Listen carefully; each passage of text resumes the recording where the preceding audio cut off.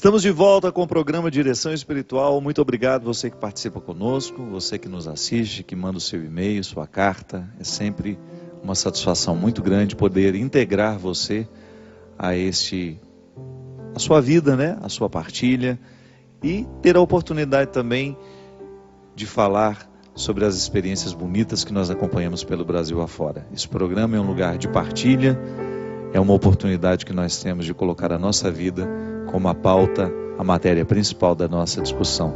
Boa noite, seu Christian. Muito obrigado pela sua presença mais uma vez. Eu gostaria de convidar você que nos assiste, você que nos acompanha, para estar conosco numa peregrinação que faremos do dia 17 de novembro até o dia 27. Serão 11 dias passando por lugares que foram muito importantes na vida do nosso querido João Paulo II. Uma peregrinação na República Tcheca e na Polônia. Se você quiser saber maiores informações, entra no site da Obra de Maria, www.obrademaria.com.br, ou pelos telefones que estão aparecendo aí na sua tela. Você pode ligar em Recife, 81 3081 47 49, ou em Cachoeira Paulista, 012 3186 2055, ou em São Paulo, 11 3277 0158. Vai ser uma viagem muito especial. Nós vamos aproveitar este ano da canonização de João Paulo II e queremos fazer esse roteiro. Passaremos também na terra de Madre Faustina, nesse lugar tão importante para a Divina Misericórdia, essa devoção à Divina Misericórdia, que tem feito tão bem ao coração do povo, né? Eu sempre digo que se uma pessoa faz a experiência da misericórdia de Deus, o processo de fé dela está garantido. A gente falou aqui no início, né? A gente começou toda essa primeira parte do programa falando do quão é importante a gente acreditar em Deus, porque acreditar em Deus nos faz acreditar em nós também. E a Divina Misericórdia, quando a gente faz uma experiência do coração de Jesus, nós mergulhamos no contexto mais profundo do Senhor, que é a sua capacidade de amar. Inclusive, eu quero até recomendar, a gente falou aqui de livros que façam bem a nós, né? O Discípulo da Madrugada é um livro todo escrito a partir desse desejo, de mostrar de como é importante nós fazermos uma experiência do amor de Deus que possa nos libertar e provocar em nós a capacidade de obedecer do jeito certo. Esse livro é uma reflexão que eu considero muito válida para os dias de hoje, porque ele reflete justamente a obediência a partir da liberdade interior. Eu acredito nisso. Só os livres obedecem verdadeiramente. Quando a gente impõe ao outro um código de obediência, e aquele que está vivendo esse código de obediência não faz uma experiência amorosa do que obedece, isso é, o pai coloca uma regra para o filho, mas não diz por que aquela regra existe. Quando o pai esmiuça aquela regra e fala, olha, isso aqui é porque a gente ama você, nós gostaríamos... Por exemplo, aqui em casa a gente não vai andar mais de 100 km por hora. Não vamos dirigir acima de 100 km por hora. Filho, é claro que ele vai sentir-se tentado a colocar mais velocidade no carro quando ele aprender a dirigir e for viver a vida dele. Agora, se ele compreende que não avançar na velocidade é uma maneira que ele tem de corresponder ao amor que a gente precisa ter à vida, fica diferente. Eu não preciso nem mais de uma placa me proibindo de andar acima de 100 km por hora. Eu não preciso da placa me recordando que eu preciso obedecer, porque eu começo a trazer o princípio dentro de mim. Eu me lembro, eu tantas vezes abusei da velocidade, tantas vezes eu coloquei minha vida em risco. Agora, uma outra correção que eu queria fazer, né? E até me impus essa necessidade. Eu estava com mania de dirigir e às vezes consultando mensagem. Faz isso também, Christian? Faz não? Olha lá, hein? Não vai mentir para mim, não. Eu tinha mania de, às vezes, até responder as tais mensagens. E um dia eu estava subindo para Campos do Jordão, minha gente, distraído, porque estava respondendo uma mensagem, perdi o controle do meu carro, quase me enfiei debaixo de uma carreta. Isso deve ter mais ou menos uns 4 meses que aconteceu. Eu fiquei tão nervoso na hora, que adrenalina, né? tremia as pernas, tudo assim, aquele susto. E eu subindo feliz a serra, eu tinha umas coisas para fazer lá. Aí quando eu parei, e eu pensei no que poderia ter acontecido ali, imediatamente eu fiz uma experiência de fé. É claro que Deus não queria que eu morresse ali naquele momento. Mas eu poderia ter morrido por causa da minha imprudência. Porque Deus não tem como interferir na minha imprudência. Deus me deixou livre. Deus me deixa livre. Deus deixa livre você para fazer o que você quiser da sua vida. E infelizmente é um limite que nós não podemos retirar. Por mais que Deus me ame, por mais que Deus cuide de mim, Ele não vem mexer no meu volante na hora que eu estou dirigindo. Então, a partir daquele momento, eu fiz um compromisso. Eu não uso mais o celular enquanto eu estiver dirigindo. Primeiro porque eu estou cuidando da minha segurança e estou cuidando da segurança de quem está andando do meu lado, que às vezes nem sabe que eu estou sendo imprudente e a minha imprudência repercute na vida do outro. Aí você vai começando a modificar algumas coisas pelo amor que você tem à sua vida. Não é porque o outro está me vigiando. Não é porque isso é proibido, e além de ser uma coisa proibida. Não é verdade? Eu poderia ter retirado da minha vida ali naquele momento, porque eu estava infringindo uma regra humana. Tá certo, mas eu não quero falar dessa regra humana. O que nos converte não é a regra humana. O que nos converte é o significado espiritual das regras humanas. É quando você identifica que há um contexto amoroso para a regra que me proíbe. Isso é muito interessante. Você entender que Deus te protege no momento em que diz não. Um pai protege um filho no momento em que diz não para ele. Às vezes, quando a gente ama, a gente tem uma tendência a dizer sim a tudo, porque a gente quer agradar. A gente tem essa ilusão de que o filho não pode ser contrariado. Sobretudo pais que tiveram condições muito desfavoráveis na infância e que depois adquiriram bens, tiveram condições, melhoraram as condições de vida. Quando chegam os filhos, a gente tem uma tendência a querer dar a eles tudo que a gente não teve e a gente acaba pecando pelo exagero. Isso não é amor. Isso é falta de zelo, é o excesso do amor que provoca um estrago na vida de quem recebe esse excesso. Então, Deus vai me dizer sim quando me diz não. Ele me protege quando ele me diz não. O pai protege um filho quando diz não a ele. Não, meu filho, você não vai ter esse carro agora, porque você ainda não tem responsabilidade para isso. Você ainda não vai fazer isso porque você não está preparado. Esse é um direito, minha gente. O livro fala disso. É muito interessante a gente identificar a obediência como um direito, não como uma obrigação. O filho tem o direito de ter autoridade sobre ele para que ele obedeça e ele fique protegido naquele momento da vida em que ele não sabe decidir sozinho. Esse é o verdadeiro significado da obediência. É um movimento amoroso que me protege. Quando eu estou obediente, eu estou protegido pelo amor daquele que me é superior. Então, se as leis são convertidas, se as pessoas estão convertidas, a lei será sempre favorável ao coração humano. Por que Jesus foi tão duro com o contexto religioso do seu tempo? Porque a lei era o esconderijo da hipocrisia.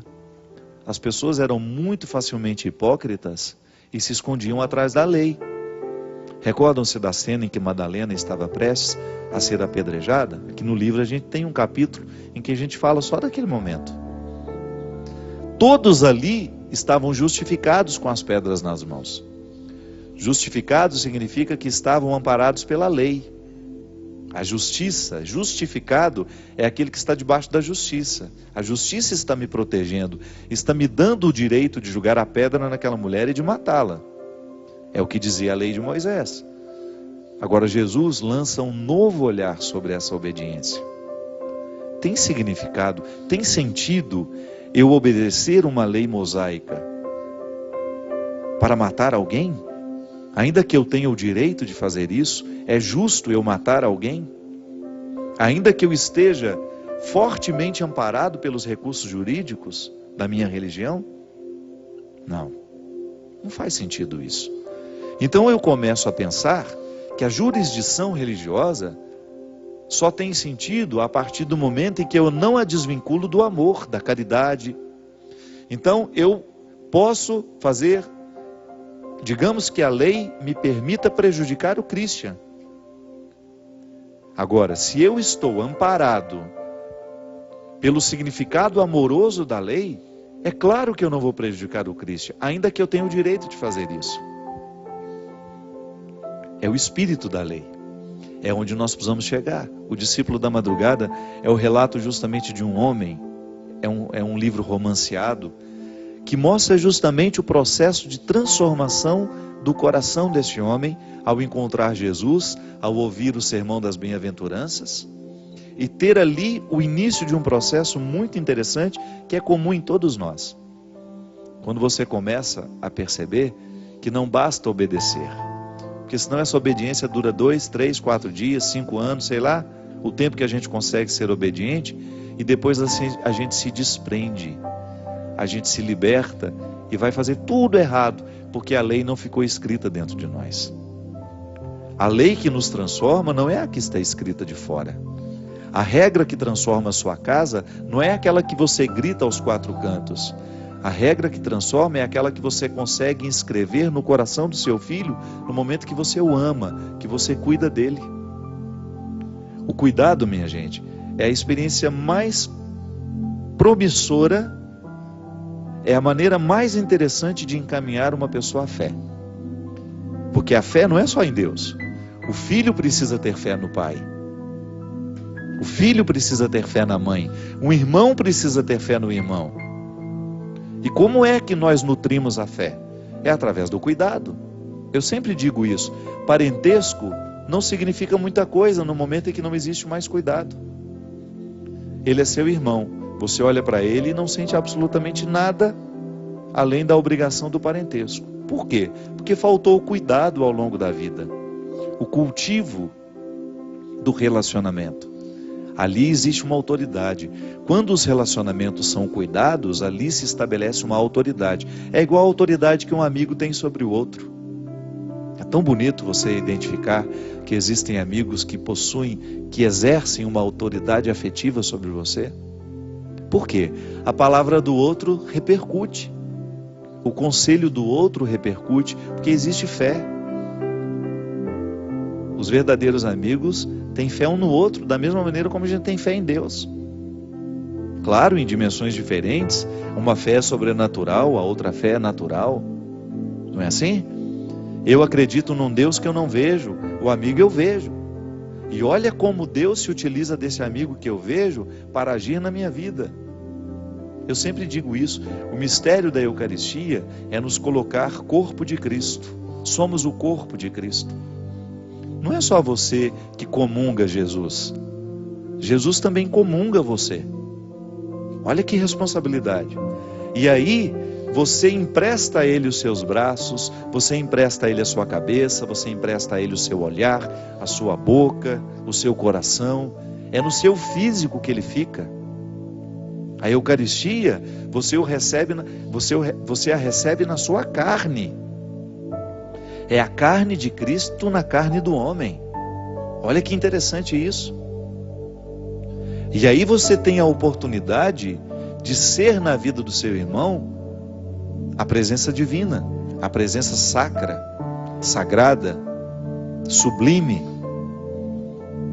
Uma experiência de fé. É sim.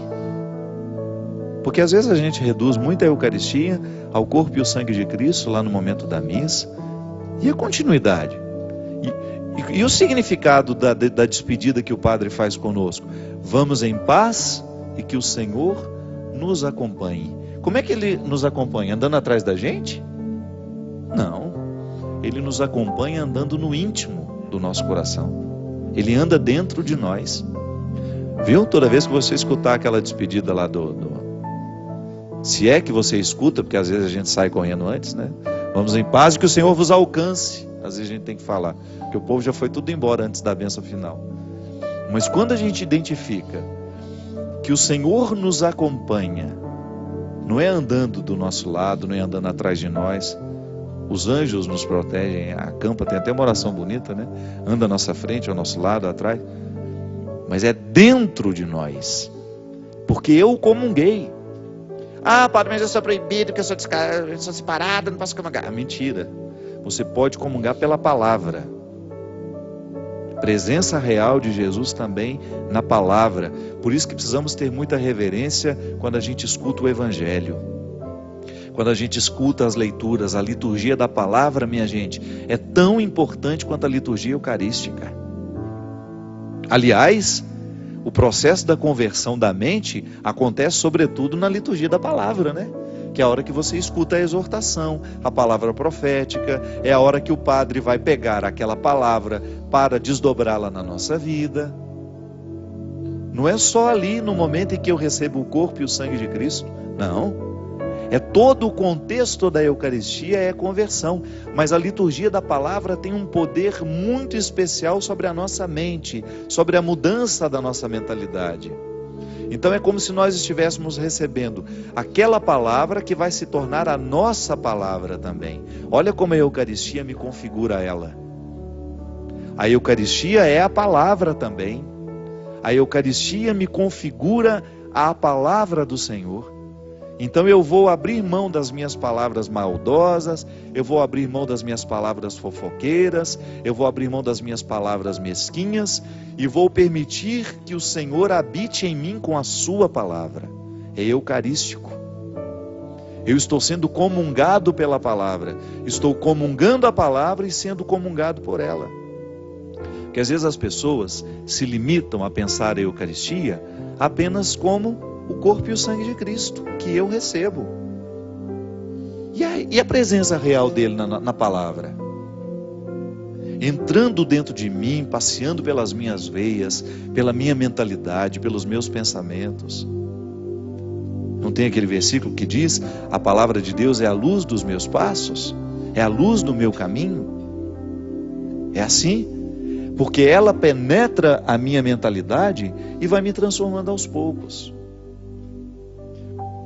Por isso que eu particularmente penso que às vezes nós ficamos como igreja, como comunidades, tão distantes do significado dessas coisas, por causa do clima banal das nossas celebrações.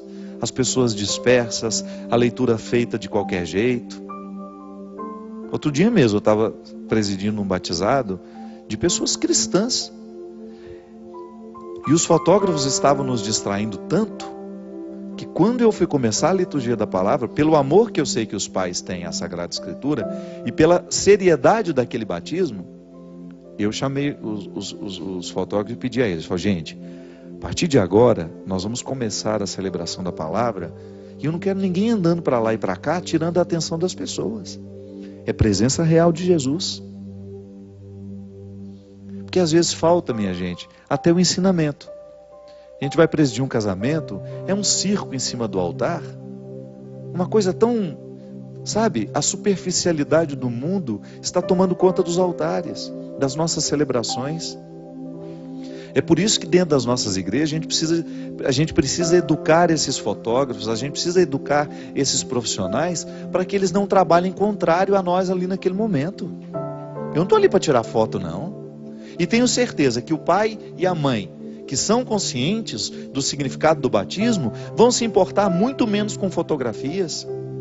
O significado da celebração é que a gente quer que fique. Então eu vou proclamar a palavra de Jesus, eu vou fazer a presença dele ser real entre nós, a partir de um texto, e eu vou fazer isso com dispersão? Ah, não, mas não dá para admitir mesmo isso. Quando eu pego a palavra de Deus no meu quarto, no silêncio do meu quarto, eu tenho a oportunidade de experimentar a presença real de Jesus. Jesus se dá no corpo e no sangue, mas ele se dá também na palavra, é complementar. E volto a dizer, se eu não levo a sério a comunhão com a palavra, se eu não me permito ser comungado pela palavra, isso é, ela pode se hospedar em mim, pode se hospedar na minha mente, pode se hospedar no meu jeito de ser, e eu serei testemunha dessa palavra. Eu não a levarei amarrada nos meus rins como faziam antigamente. Eu levo no meu coração, à medida em que eu falo. O Evangelho fica natural em nós, nos conselhos que a gente dá, na maneira como a gente olha para o mundo, nas palavras que a gente diz ao outro. Volto a dizer, eu retiro o contexto da minha mesquinharia como centro da minha vida e vou permitir que Jesus venha substituir tudo isso. E é tão interessante, minha gente, porque você vai permitindo que Deus expulsa mesmo o que é maligno em nós. É só você levar a sério a presença real dele na palavra. É só você valorizar um pouco mais essa sua oportunidade de conhecer Jesus através dos evangelhos, das cartas apostólicas. É só você permitir que ele vá avançando os territórios da sua mente, da sua alma. E aí você vai experimentar essa fé, nas duas dimensões. Fé na perspectiva do cuidado. Deus cuida de mim ao me dar uma palavra boa. Deus cuida de mim ao me dar a oportunidade de conhecer o coração do seu filho. Deus cuida de mim ao me dar a oportunidade de um livro que possa alterar positivamente o meu jeito de me pensar, o meu jeito de pensar o outro. Deus altera o contexto das minhas mesquinharias quando eu leio uma coisa boa, quando eu assisto um bom programa, quando eu escuto uma boa música, quando eu faço esse exorcismo diário. Porque às vezes a gente fica querendo que um padre exorcista venha retirar o diabo da nossa casa. Claro, o padre exorcista será sempre bem-vindo, mas exerça o seu papel. Exorcize os demônios que você hospeda em você. São tantos. Eu preciso exorcizar os demônios minúsculos, miudinhos, que eu nem percebo que são demônios. No meu rancor, no meu amargor, no meu ciúme, na minha possessão, no meu desejo de possuir o outro, de ser sempre a última palavra, de ser prepotente, de ser arrogante. Há tantos demônios rondando a nossa vida e a gente aprendendo a conviver com eles. São tantas situações demoníacas sendo socializadas entre nós. Sabe, aquela crueldade que não faz alarde? Deus que nos defenda dessas crueldades caladas, mas que são tão determinantes no processo da infelicitação de tantas pessoas. É assim? Expulse os demônios. Haja com a autoridade do seu batismo. O seu batismo lhe conferiu 3 autoridades. Você é rei, você é profeta, você é sacerdote. Olha que interessante. Porque você foi mergulhado no munus sacerdotal de Jesus, no munus régio de Jesus. Você recebe isso, você foi mergulhado no mistério do Cristo. O Cristo está em você, Ele se hospeda em você. E é a partir da autoridade dEle que você manda embora todos os demônios que estão hospedando você hoje. E quando eu falo demônios, gente, não estou falando da entidade chifrudinha, daquela que ocupou a nossa cabeça, não. Estou falando das coisas ruins que a gente vai alojando dentro de nós. Sabe, o maligno do mundo, ele vai tomando conta do nosso coração assim aos poucos. Possessão é isso. É a gente ir concedendo a ele os territórios do nosso coração, da nossa personalidade. Expulse tudo isso. Haja a partir da autoridade que o Senhor lhe deu. Saiba que Ele cuida de você, porque Ele lhe dá todos os recursos humanos para você ter condições de vencer os seus medos, as suas mesquinharias, a sua crueldade. Agora, a partir do momento que você reconhece que os recursos lhe foram dados e você não faz nada, você fica acomodado com todos os defeitos que você tem, você está sendo injusto com você mesmo.